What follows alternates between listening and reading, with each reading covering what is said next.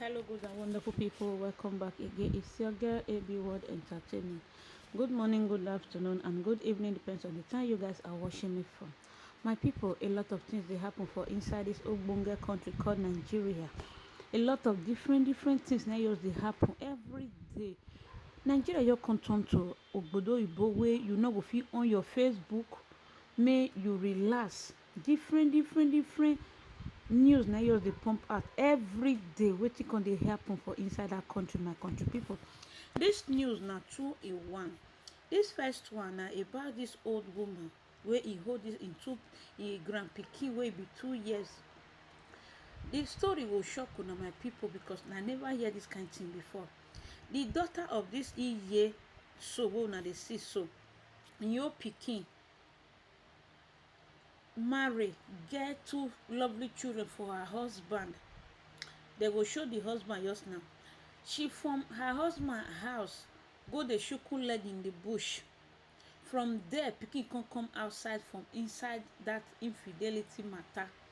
Imagine woman wey dey husband house get belle for him side chick boyfriend.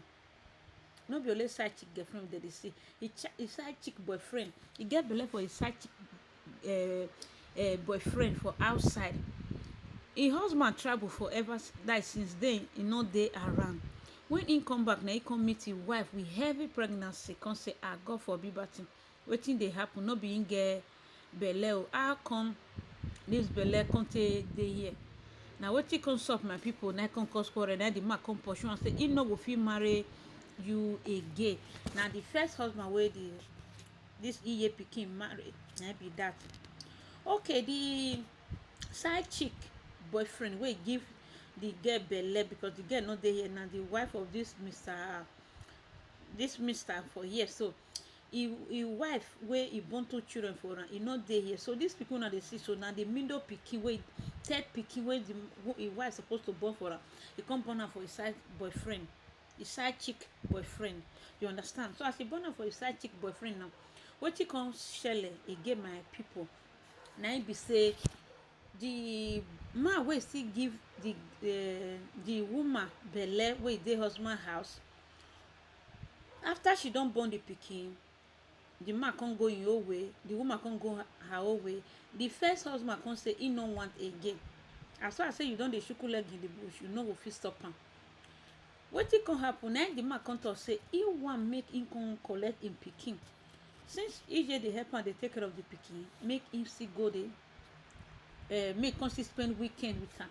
You know say Benin dey use am make parable say no be man no ane no koke, meaning na who born pikin dem dey look for. Dem no dey look for who train am. You understand? If papa no train pikin, pikin grow tomorrow, he must surely find him papa because where you say make pikin no go, na pikin dey go. You wan know wetin dey there. Now understand my people. Na so the matter take sup. The shocking part of the story na very terrible story. I never hear this kind of thing before as I earlier talk. The very shocking one, my people, if you are just watching for the very first time, you are welcome to this wonderful platform. If today happens to be the first time where they come across this video or you feel they watch, you never subscribe, hey my people, run on your notification bell, subscribe and on your notification bell because ogbonge news they come out from this station. Wella share this video, leave your comment for me in the comment section. Okay my people, and to my new subscriber, you all are welcome to this wonderful platform, and to my returnees, may God bless you all for me in the mighty name of Jesus, amen. So now so we see the matter my lovely country people. As we dey talk so, this Ije na come give your papa the pikin say still carry your pikin go house, go see make come still spend like 2-3 days with you. You understand? Wetin don happen don already happen. Behold and beautiful, this man vandalize his own pikin wey his side chick married woman, his side chick married woman born for am. The man still vandalize that his pikin. Una see say una see say the man get curse for him body. Your own pikin you fit give person wey e dey husband house, you pull am comot, that one no reach. That curse wey e dey your head, e no reach. You come say na your own pikin. some people are too wicked in this world. I don't know wetin dey happen. How can you carry your own pikin, you vandalize am, you carry away am? Very bad. Wetin come dey happen for our country? We no know where we wan go again for inside that ogbonge Nigeria. You understand? At the end of it, e come return the pikin come give Iye. When the pikin come now, the way e come take dey nyaka, na the Iye come talk say e no understand wetin dey happen for here. At the end of the story, na im papa na im vandalize am. So na the husband of the baby mama be this one, that is the ex-husband wey im mama born 2 senior children for before e come go. So na the man come still Chineke God dey move. Na the man come still dey help Iye dey go, because the woman don already run leave this pikin for Iye because of that shame. So na the man come still carry the cross come still dey help Iye dey go, make Iye for no to feel this matter. You understand? Now Iye come cry come outside say make dem abeg, make dem let justice prevail for this small pikin body. He don too suffer for this small pikin, so that man must be brought to book. Abeg my people, make una find justice for this pikin, because this pikin no deserve this kind thing. First and foremost, dem born am for infidelity. You understand? The pikin no send dem o. Another one, the papa come still carry another heavy gbedu egbewoja put for the small pikin head. Which kind papa be this one? You understand? When they come dey ask this pikin, the pikin come talk. I go leave the video make I first enter the second. So my people, na so the matter take sup o. This woman now need justice for this small pikin. This thing is too much. Why will person papa, after you don still born the pikin for outside wedlock, im mama dey husband house, you comot im mama for im papa? This pikin na supposed to born for that, is the mama supposed to born am for that im first husband wey get 2 children with am? Woman dey husband house, you go pull am comot. That one na heaven sin. You come still dey vandalize your own pikin. This one no be juju. Na juju, my people. Wetin come dey happen for inside that our country? We no know. I go bring the video make I let una know. Make we enter the second video. This lady wey una dey see so na IPOB member, but see wetin happen to am for Edo State. The woman, I no know wetin true do am sha, but the way she be, no be like person wey no too dey sound like that, and she lose house. So she come dey person house, that she come dey uncompleted building. So the woman come dey this uncompleted building. As una see am so, the woman na heavy person, she get belle, she go soon due.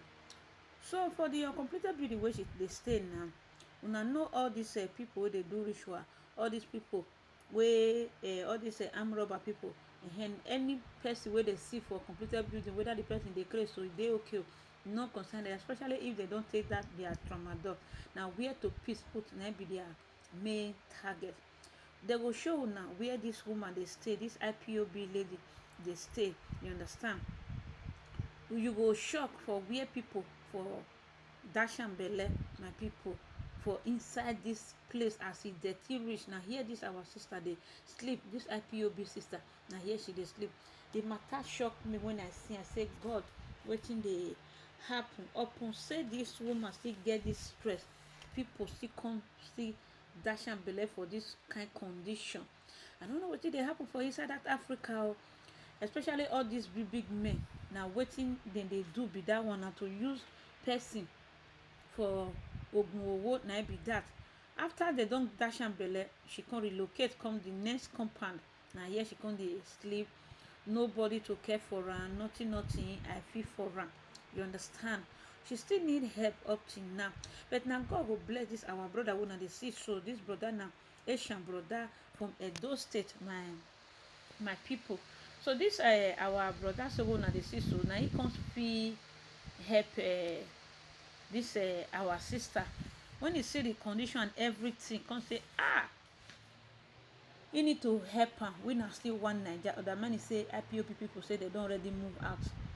So now it take help her with that godly heart of Nigeria. Can't take help this our sister. Una dey see so. So my people, this lady una dey see, it don't already due for pregnancy. So they don't feel living for this kind of completed building. Make they not competitive in baby come out. You understand? All those big men wey dey do ritual. So wetin come happen na this guy come rent house for am. Na the room apartment wey he rent for am be this one room. They pay for 2 years. Oh my God. Una see say the woman kneel down. Now God will bless this brother for his heart, for his kindness, for this. No, for I know I want to talk and say person wey give cup of water to any person wey dey in need, and God will bless am. They buy am baby things, they buy am food stuff, they give am some money wey she go take anything wey she need to buy. My God, I beg. E no too big, e no too small. If you still get any help, now this kind of people need am. Our senator and governor, they not get help because their glass wey they take dey look, e break, so they no go see this kind of people. Now somebody like Nnamdi Kanu, Ejiofor, Barrister Ejiofor, now they look for all those other somebody like Sunday Igboro. Now then all these our politicians they look for, our president they look for. Imagine a fellow citizen they sleep inside a completed building. Now we the masses come they carry money, they help each other. Anybody will contribute to the success of this woman. Now so Papa God go tell they bless them, because this thing bring tears. Imagine no roof for here, rain go fall, what a sun will shine. Now on top of this IPOB sister head 94 put. But thank God for a good heart person. You understand? We organize this money. They pay for 2 good years. Imagine where person they sleep. Person no will carry pneumonia for here. Now only God never feel reward the people will locate them, will still cry out. You understand? What if they do this our sister? We never know. But we thank God. Say, see house where person they sleep. Say she feel get rescue. Now God never bless this our brother. So this our brother now like say na comedian also, or na activist, but I always they see him for inside that instance when into they dash a lot of people money. You understand? For inside that instance period. Now God Almighty will feel bless this our brother for us for organizing this kind of helping hand to this our sister. So my people, now so I see the matter for today. I beg, if you now see all this kind of thing, make una they bring and come out. Thank God for social media.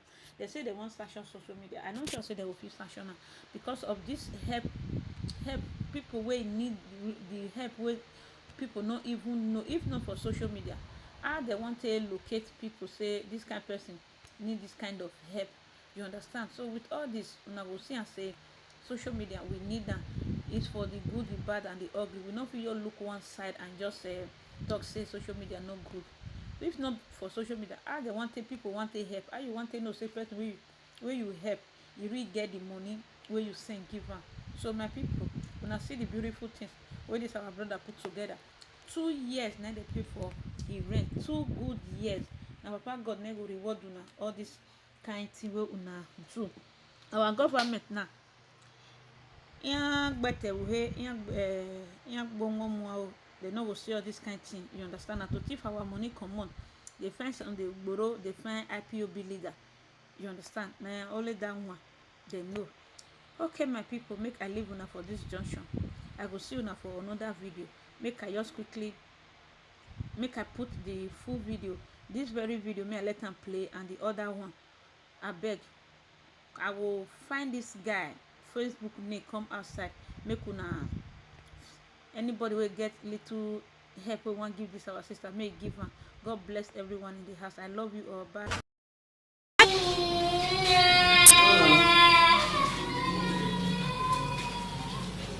Okay, carry on. Tears from the minor, simply known as Princess, as she attempted to walk after she was allegedly defied by one Jerry who claimed to be her father. Grandmother of the little girl, Faith Idele, said the man who defied her granddaughter had intimacy with the girl's mother while she was still married to her husband, Bright Okechukwu, and got pregnant with Princess as her 3rd child. According to her, her daughter's husband, Bright Okechukwu, rejected baby Princess at birth, leading to the acceptance of the girl by Mr. Jerry, who had an affair with the married woman. She said Jerry came to the house to take Princess only for her to discover that the young girl has been defied. This man, now he married my pikin. He married my pikin, put my pikin for house. So my pikin and that my pikin not born 2 times for her. They with her for house. Okay, after now, this your husband says sometimes no they see her, sometimes no they see her. When we come see her with one boy. Sometimes he dey with this your husband, sometimes they go out. You know, see her. Sometimes they go out, see her. Okay, he dey with this man house. So then when we go catch him with that boy, now we contact that boy say that boy, this my pikin, he don't marry. Leave her, not be woman with the other husband, and they marry. Leave her, you know here. Leave her, now my house they stay. So no that boy come. I say me come visit him. That's Jerry. So me come visit him for a week. Now I say okay, since me come visit him for a week. So now he come carry her come out. So when he come carry her come yesterday now, so me come see this my pikin they work like this work. Now I say what did they do? Now I just put her for now check. When I come they sleep with her.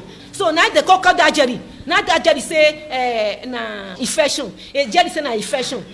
Bright Okechukwu, who rejected Princess, said he was pained at the incident, saying the little girl does not deserve such treatment. The little girl, who could barely talk, said it was Jerry, her father, that violated her. So who is Princess to you? Na my stepdaughter. So what's your relationship with her mother? Was my wife before. Finish. And she don already born 2 for me. No any other thing again, finish. Say her dey at the sleep when ye call me, say they sleep with her. You know they feel the waka. The leg do everything your day, everything your exposed. Now what till they come out for your body? Now be all this one when my bum when I carry am so I take am so. Princess, how about you? Where? Who sleep with you? Who touch you for here? Daddy, my daddy, daddy. Your daddy. What did he do to you? He touch you? Don't touch me. Hmm? Don't touch me. A member of the vigilance group said Jerry was apprehended and handed to the SCGA division of the Edo State Police Command. Last night we saw a group of people with this father of the girl. They are trying to beat. They try to make the beat her well. Then as we did there, they made the no-call kill this guy. Then I call my commander say, see what they have for my area. Okay, say make we bring her come office from office. We carry her go police station. They say rape he became. The police public relations officer, Edo State Command, Contours Bello, is here to comment on the incident. It was learned that investigation has commenced. Best Mbiere reporting. This is Uche. Uche, where you dey stay before? Inside this one computer video, I can't show us. Make they go, make sure. This is where she lives before. Now here those are scrupulous elements for can take advantage on her inside this computer building.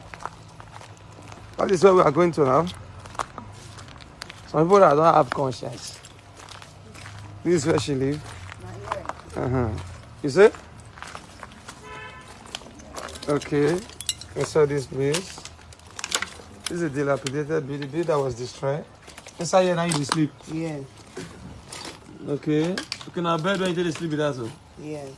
And then she sleep and the bed when she sleep with that. Now here they forgive her belly, so maybe some people too get mad though. Some people are a bit bad thing when I hear they forgive her belly, so inside this place. This place. Uche, when you come up for that conclave, where you got to sleep now? Yeah. Yeah. This year, yeah. Okay, this chair. Yeah. Inside this chair, now you got to sleep. On top of this chair, yeah, now you dey sleep. Yeah. For here. Now you dey sleep. Yeah. Okay. God don't do it for you now. God don't answer your prayer. God don't use some kind of certificate to answer your prayer. So we don't feel do now. We don't feel rent house for you. And the last one we rent for you now, we pay 2 years and we pay for lights 2 years. Because you buy things put for the house. Because you buy your baby things for the house. Because you buy some small food stuff for you and go say last you for some time. Put for the house. So people went do all these things for you now. What you get to tell them?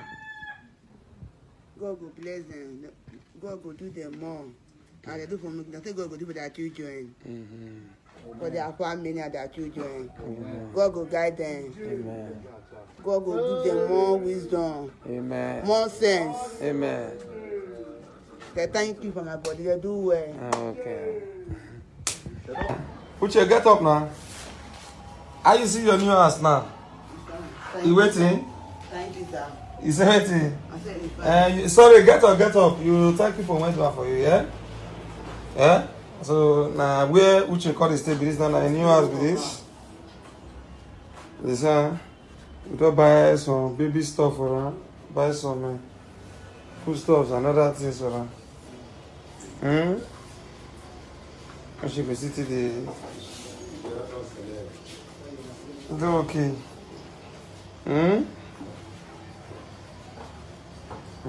So all the people want to do this thing for you, what you get to tell them? Thank you. God will bless them. Amen. As they do for me, God will do for them. Amen. Do? Sit down, huh?